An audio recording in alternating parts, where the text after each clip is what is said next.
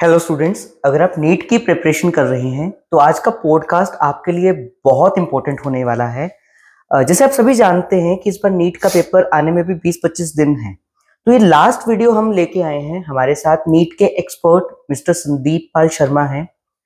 24+ years का इनका experience है and the mentor of more than 1700 student. तो welcome sir. Thank you sir, आज मेरा फर्स्ट क्वेश्चन यही है कि अभी जैसे जो बच्चा अभी 12th के बोर्ड के पेपर दे चुका है, अभी लास्ट मोमेंट जैसे अभी जानते हैं कि 20-25 दिन रह गए, तो कैसे इन 20-25 दिन के अंदर बच्चा अपनी तैयारी जो है वो नीट के एग्जाम के लिए करे? मैं सबसे पहले तो बच्चों को ये सलाह देना चाहूंगा कि आपने 11th 12th पढ़ी हुई है, या जो ड्रॉपर के बच्चे थे, ड्रॉपर में भी उन्होंने 11th 12th अच्छी तरह किया, टेस्टिंग हुई, ऑल इंडिया टेस्ट सीरीज चली उनकी। बट अब क्या ध्यान रखना, उनके कई टॉपिक्स ऐसे होंगे जो उनको लगता होगा कि शायद इसमें मेरा क्वेश्चन ना हो पाए। तो अब लास्ट मिनट जो एडवाइस इनको मैं देना चाहूंगा, मैं ये कहना चाहूंगा कि अब उन टॉपिक्स के ऊपर स्ट्रेस ना दी जाए, उनको जो है छोड़ दिया जाए, क्योंकि अगर उनके पीछे भागोगे आप तो आपका फायदा होने की बजाय नुकसान होगा। क्या सर बच्चा प्रीवियस ईयर्स क्वेश्चंस को भी उस पे करे, अपना वर्क करे, कि क्या जैसे आप कह रहे हैं कि टॉपिक वाइज उस क्वेश्चंस को करे? मैं उसी पे आने लगा हूं। अब जो टाइम है आपके पास, आप 2013 में फर्स्ट टाइम नीट हुआ था इंडिया में, तो मैं ये बच्चों को सलाह देता हूं कि 2010 ऑनवर्ड्स जो है, क्योंकि अब इतना टाइम भी नहीं है कि आप सारे शुरू से शुरू कर दोगे। 2010 ऑनवर्ड्स जो है प्रीवियस ईयर क्वेश्चंस हैं वो जरूर कीजिए टॉपिक वाइज, राइट। उससे जो है आपका कॉन्फिडेंस बढ़ेगा। और एक और काम करना है बच्चों को, मैं ये सलाह देना चाहूंगा, कुछ टॉपिक्स मैं बोलने लगा हूं उस पर ध्यान दीजिए जरा अच्छी तरह। जैसे यूनिट डायमेंशन है, यूनिट डायमेंशन में आपने देखा होगा थर्ड एप्लीकेशन है, थर्ड एप्लीकेशन बहुत अच्छी तरह करनी, मोस्टली उस पर क्वेश्चन पूछा जाता है। काइनेमेटिक्स अच्छी तरह कीजिए, ग्रेविटेशन अच्छी तरह कीजिए, oscillation waves, thermo means thermal properties, thermodynamics, kinetic theory of gases, ये अच्छी तरह कीजिए। इनके प्रीवियस ईयर ही कीजिए। और एक ये रखिए कि अपना एक फार्मूले की लिस्ट बना के रखिए कि जो आप आते जाते पढ़ सके। जहां आप पढ़ते हैं, जो आपका रूम है उसके ऊपर स्टिकी नोट्स लगा के, या कैसे भी आपने लगाओ, आते जाते वॉशरूम जा रहे हो, कहीं बाहर निकले हो, कहीं अंदर आए हो, अपना पढ़ने के अलावा जब भी आप इधर उधर सीरियल आओ तो वो आपको दिखे। और सर जैसे अभी हम जानते हैं, जैसे आप तो फिजिक्स के एक्सपर्ट हैं, तो अभी बच्चा जो सबसे ज्यादा नीट के बच्चों की, मेडिकल के बच्चों की प्रॉब्लम आती है फिजिक्स के अंदर ही आती है। तो अगर बच्चे का चाहता है बच्चा डॉक्टर बनने और फिजिक्स अभी टाइम तो इतना है नहीं, तो वो किस सब्जेक्ट पे अभी पूरा फोकस करे फिजिक्स के अलावा, कि जिसपे वो अपना एक स्कोरिंग सब्जेक्ट जो है वो कर सके थोड़ा सा? मैं रोहित जी बच्चों को यूजुअली एडवाइस देता हूं कि आप सबसे ज्यादा बढ़िया, जितना बढ़िया परफॉर्म कर सकते हो वो क्या अपने बायो में कीजिए। बायो में आपका 300+ होना बहुत जरूरी है। अगर 300 से कम है तो आप सिलेक्शन के योग्य नहीं है। मैं तो यहां तक कहता हूं कि 330 से ऊपर रखिए, क्योंकि फिजिक्स का पेपर जो है कई बार अनसर्टेन होता है, कई बार देखा गया है, राइट। तो उस अनसर्टेनिटी को ओवरकम करने के लिए बायो अपना जितना ज्यादा इंप्रूव कर सकते हो, जो आपके टीचर्स ने आपको पढ़ाया हुआ है या जो आपने नोट्स वगैरह किए हुए हैं, आप कोशिश कीजिए कि क्विक रिवीजन जितनी हो सके, जो फैक्ट्स टीचर ने लिखवाए हुए हैं वो अच्छी तरह कीजिए। सर एक लास्ट वीडियो जो हमने मिस्टर सुक्री सर के साथ आपने जो रिकॉर्ड करी थी, उसमें आपने बताई थी कि फिजिक्स के अंदर हर एक चैप्टर की एक बेसलाइन होती है। बिल्कुल होती है। तो हम ये चाहते हैं कि हम, क्योंकि अभी इतना टाइम तो नहीं है कि पूरा पूरा चैप्टर्स बच्चों को समझा जाए, तो हम ये चाहते हैं कि एक हम ऐसा पॉडकास्ट आपके लिए बनाएं जिसमें हम जितने चैप्टर्स फिजिक्स के उसके एक छोटी छोटी 2-2 मिनट्स के आप टिप्स जो है हर एक चैप्टर के दीजिए। बिल्कुल। और एक अभी लास्ट मोमेंट है, इतना टाइम तो नहीं है, तो फिजिक्स एक तो क्यों डिफिकल्ट लगती है बच्चे को, अब उस डिफिकल्टी जो डिफिकल्ट बच्चे को लगती है, अब उसको कैसे वो इजी अपना माइंड कैसे फ्री रखे, इस चीज के ऊपर थोड़ी सी टिप्स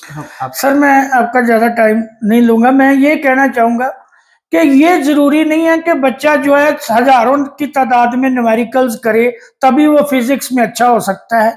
उसको न्यूमेरिकल करने की अप्रोच आनी चाहिए। हम लोग क्या करते हैं, हमने आपने भी देखा होगा, बच्चा हमारे पास आता है, बच्चा कहता है कि ये क्वेश्चन सर समझा दीजिए, हम उसकी कॉपी लेते हैं और क्वेश्चन करके उसको पकड़ा देते हैं। ना बच्चा टेंशन लेता है ना टीचर टेंशन लेता है। मेरा ये शुरू से रहा है कि जब मैं बच्चा मेरे पास आता है तो मैंने उसको ये पूछता हूँ कि बेटा इस क्वेश्चन के बारे में तूने क्या सोचा है। जैसे मैं आपको एक छोटी सी बात बताता हूँ, मैं आपको अगर बताऊं कि मैं पंजाब का रहने वाला हूं, इस सिटी में मेरा घर है, वहां मैं पढ़ा हूं, तो आपके दिमाग में एक आ जाएगी पिक्चर कि हाँ यार इसका घर ऐसा होगा, वो जो सिटी जिसमें इसके रहा है, ये जन्मा पला है, तो वो सिटी ऐसा दिखता होगा। तो अगर उसके बारे में आप सोच सकते हो तो आप फिजिक्स के क्वेश्चन के बारे में क्यों नहीं सोच सकते कि हाँ यार शायद इसका कि शायद इसका सोल्यूशन ये हो। उससे क्या फायदा होगा रोहित जी? उससे फायदा ये होगा कि आपने कुछ सोचा, राइट, तो आपने सोचा है, वो अगर नहीं है टीचर आपको बता देगा तो परमानेंटली आपके ब्रेन में पड़ जाएगा। मान लो आपको मेरे जगह का पता, मेरे सिटी का, कहां मैं रहता था, बचपन मेरा कहां गया, बीता कहां है, तो आपने स्टोरी बना ली दिमाग में कि ऐसा सर का घर होगा, ऐसा होगा। जब आप मेरे घर में जाएंगे एक्चुअली, तो वो आप घर देंगे तो आप कहोगे नहीं वैसा नहीं था, ऐसा है, और परमानेंटली वो ड्रेस जो आपके दिमाग में फीड हो जाएगा। मैं यही चाहता हूं कि बच्चे फिजिक्स की अप्रोच सीखे, ना कि रट्टाबाजी जो मोस्टली टीचर्स करवाते हैं। वैसे तो सर हम यही चाहते हैं कि हमारा बच्चा फर्स्ट अटेम्प्ट में ही क्लियर हो जाए, बट अगर फॉर एग्जांपल अगर नहीं होता है, अगर मानो कि 0.01 चांस, तो फिर आगे उसका क्या है कि आगे वो क्या करे? मतलब कि बच्चा अगर इस बार तो हम चाहते हैं कि निकले, अगर नहीं होता तो देन आगे बच्चे के क्या ऑप्शन है? सर रोहित जी ये आपने बड़ा अच्छा क्वेश्चन पूछा, इसमें मैं बताता हूं आपको कि जब 12th में होते हैं ना, बच्चा जब होता है तो पेरेंट्स का और ये जो हमारी सोसाइटी है इसका प्रेशर होता है कि बच्चा बोर्ड में बढ़िया मार्क्स ले, बिल्कुल सही है, तो 90 क्रॉस करे। बच्चा वो 90 क्रॉस करने के चक्कर में, मतलब उस डेरिवेशंस रटी हैं उसने, थ्योरी जो है सारा रटी है, वो कुछ करने के चक्कर में वो एप्लीकेशन के ऊपर टाइम नहीं दे सका। बिल्कुल सही, ठीक है, टाइम नहीं दे सका तो नीट जो है वो तो जो जो कंसेप्ट पढ़े उनकी एप्लीकेशन। तो हमें पूरा जोर लगाना है, क्योंकि अगर आपके 12th में 90%, 95% आ रहे, आप नालायक नहीं हो, you are very good student. But कई बार होता है कि यार नहीं बन पाती बात, ठीक है। तो अगर बच्चे ने सोच रखा है कि मैं ये डॉक्टर बनना है, तो ही और शी मस्ट डू इट। और अगर मान लो नहीं बनती, मान लो 12th ही जो है उसकी कुछ कहीं बात नहीं बनती, तो ड्रॉप लेने में भी कोई हर्ज नहीं, क्योंकि मैं अपना बताता हूँ, 1 मिनट लूंगा। मैं फर्स्ट टाइम में नहीं सिलेक्ट हुआ था, सेकंड टाइम में मेरी बहुत बढ़िया पोजीशन आई। अच्छा, मेरी लाखों में थी उस टाइम, 100s में भी थी मेरी पोजीशन। तो सर कितने % अगर मैं कहूँ कि बच्चे की सिलेक्शन है ड्रॉपर्स में, 12th में बच्चों की ज्यादा सिलेक्शन होती है ड्रॉपर्स उसमें नीट के अंदर की ड्रॉपर्स की? ये थोड़े सा सर बच्चों को बताएं। हाँ, ऐसा है कि जो रैंक आते हैं मोस्टली, जो आप कहते हो जी 4th रैंक, 100th रैंक, ये वो तो मोस्टली 12th ही मारते हैं, मतलब ज्यादा जो है। अच्छा अच्छा अच्छा, वो 12th वाले मतलब मोस्टली जो देखा गया है 12th ही। और जो सिलेक्शन का होता है वो ड्रॉपर्स का ज्यादा रेशो। अगर जो आप सिर्फ देखोगे सिलेक्शन किसकी ज्यादा होती है, वो ड्रॉपर्स की, रिपीटर्स जो है वो ज्यादा सिलेक्शन निकालते हैं। मतलब कि ये बच्चों को हम बताना चाहते हैं कि अगर जैसे अगर आप 12th के अंदर है और अगर नीट का एग्जाम देते हैं, वैसे तो क्रैक हो, अगर नहीं होता तो आपको मन नहीं हारना। जैसे सर ने बताया कि आप ड्रॉप करके जो है वो, तो सर अगर ड्रॉप करता है बच्चा, क्योंकि बच्चा जो होता है, इसमें मोस्ट ऑफ द बच्चों की ये प्रॉब्लम्स आती है कि 11th बच्चा थोड़ा सा लाइट रहता है, तो थोड़ा सा हम बच्चों को, क्योंकि अभी से माइंड प्रिपेयर कर ले जी जी जी कि 11th ज्यादा इंपॉर्टेंट है कि 12th ज्यादा इंपॉर्टेंट है कि दोनों ज्यादा इंपॉर्टेंट है, और कैसे इसकी तैयारी को बच्चा जो है वो अभी से ही अपना माइंड बना के रखे। रोहित जी ऐसा है कि फिजिक्स का अगर लें तो कंसेप्ट सारे जो है 11th में रह जाते हैं। आपको ये मैंने बोला कि 12th ही जो है उनकी रेशो क्यों कम रहती, उनकी सिलेक्शन कई बार दिक्कत आती है। क्यों आती है? क्योंकि 11th जो है उनको रिवाइज करने का टाइम नहीं मिल पाता, ठीक है ना। रिवाइज करने का टाइम नहीं मिलेगा, कंसेप्ट सारे रह गए 11th में, है ना जी। तो इसलिए उनको कई बार दिक्कतें आती हैं। तो मोस्टली इसका ये ध्यान रखना है। मैं थोड़ा सा और बता दूं आपको, पेपर का भी थोड़ा सा बता दूं। जब भी आपने एग्जाम देना है, अभी 5 मई को नीट का एग्जाम है, आपने देना है, सबसे पहले आपने बायो का पेपर अटेम्प्ट करना, उसके बाद केमिस्ट्री और उसके बाद फिजिक्स। फिजिक्स में मैं एक टिप देने लगा हूं, ध्यान से सुनना जरा। आपने एलटी मेथड यूज करना है। एलटी मेथड क्या है रोहित जी, बड़ा सक्सेसफुल रहा है, मैंने अपने बच्चों को ये बताया तो बच्चे बताते हैं आके जो सिलेक्शंस हुई हैं कि बहुत अच्छा रहा। एल का मतलब है लीव, टी का मतलब है ट्राई। आपने मान लो फिजिक्स के 10 क्वेश्चंस हैं, एल किसके ऊपर लिखना है? जो आपको पता है कि ना कभी देखा है, ना कभी पढ़ा है, ना कभी सुना है, मेरे ऊपर से टेरिटरी में नहीं है, मैं ये क्वेश्चन नहीं कर सकता, उसके ऊपर सिंपली एल लिख देना है।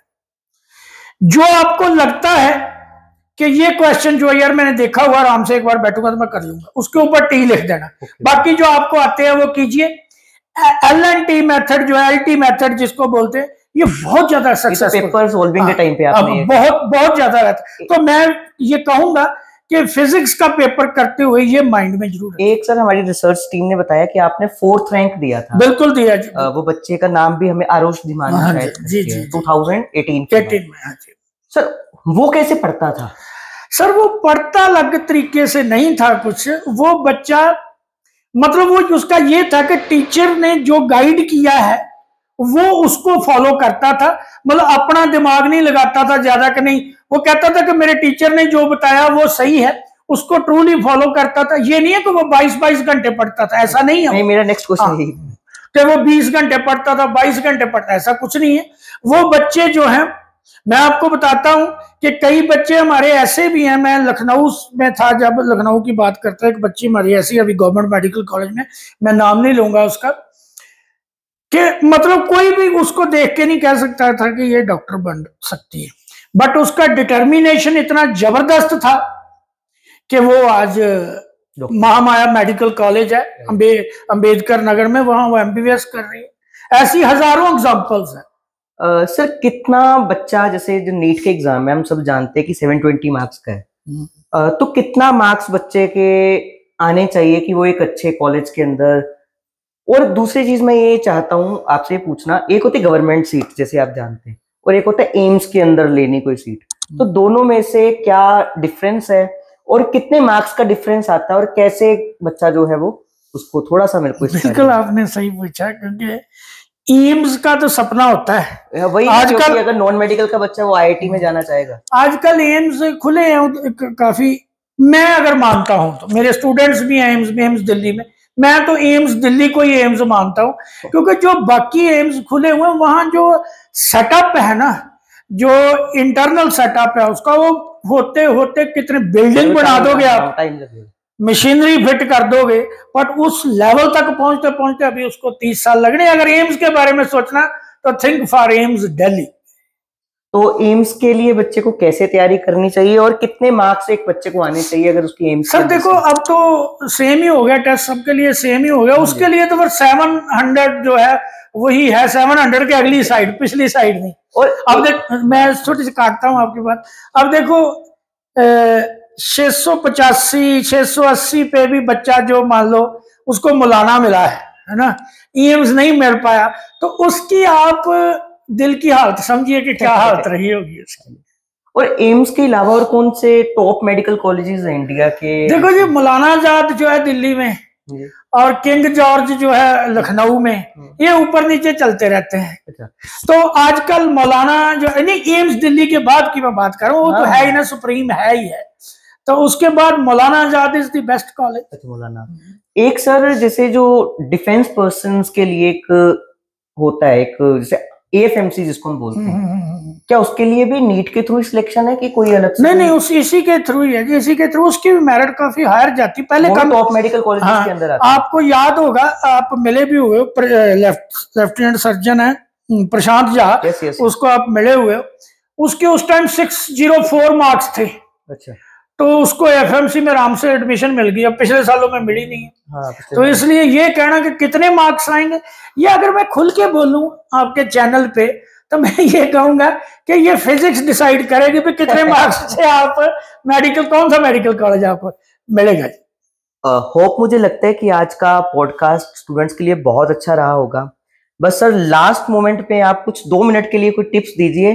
तो स्टूडेंट्स, अब लास्ट मौके पे हम सर को बुलाएंगे और थैंक यू, आपने वॉच किया। ये लास्ट का जो पॉइंट है ये आपके लिए बहुत इंपॉर्टेंट हो सकता है। इसको करके हम आज का पॉडकास्ट जो है वो कंप्लीट करेंगे। Sir please. हाँ जी बच्चा, मैं 2-3 लाइनें बोलना चाहता हूँ। एक तो आपने इन दिनों में योगा करना है, उससे जो आपका मन शांत रहेगा। मैं सब बच्चों को बोलता हूँ, आप किसी भी रिलीजन को बिलोंग करते हो, सारे रिलीजन जो है पूजनीय है, मतलब जिस भी भगवान जी का नाम लेते हो, एक बार सुबह उठ के 5 मिनट 10 मिनट उनको याद जरूर करना है। कृष्ण जी हैं, अल्लाह है, जीसस है, जो भी भगवान जी को आप मानते हो उनका नाम सुबह उठ के एक बार जरूर लेना। वो सारा दिन आपका मन शांत रखेगा। और दूसरा जो है, अपने टीचर्स और पेरेंट्स के साथ ही कांटेक्ट में रहना, तीसरे बंदे के साथ किसी के कांटेक्ट में नहीं रहना, क्योंकि लोग नेगेटिव एनर्जी फैलाते हैं। इन दिनों में अपने आप को पॉजिटिव बनाए रखना बहुत जरूरी है, नेगेटिविटी से दूर रहना है। बाकी my best wishes are with you. I wish and pray for your grand success in NEET 2024। Thank you. Of students, आपको आज का हमारा पॉडकास्ट बहुत अच्छा लगा होगा। ऐसे ही पॉडकास्ट के लिए आप हमारे चैनल को सब्सक्राइब कर सकते हैं और आगे भी इस वीडियो को भेजते रहिए और बेल आइकन को प्रेस करना ना भूलें। Thank you.